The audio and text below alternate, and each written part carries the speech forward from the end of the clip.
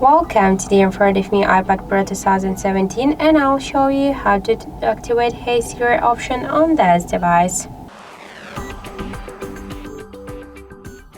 So first let's open the settings application and then we should scroll down to Siri and search.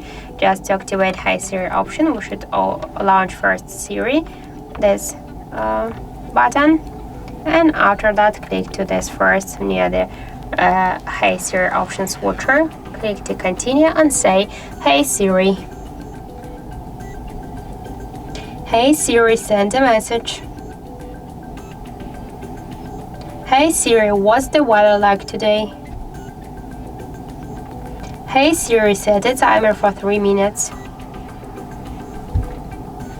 Hey Siri, play some music. Then just tap here to done, and when we'll say Hey Siri, Hey Siri, we can see that this option successfully activated. So that's it. Thank you for watching, and if you find this video helpful, don't forget to leave a like, comment and to subscribe our channel.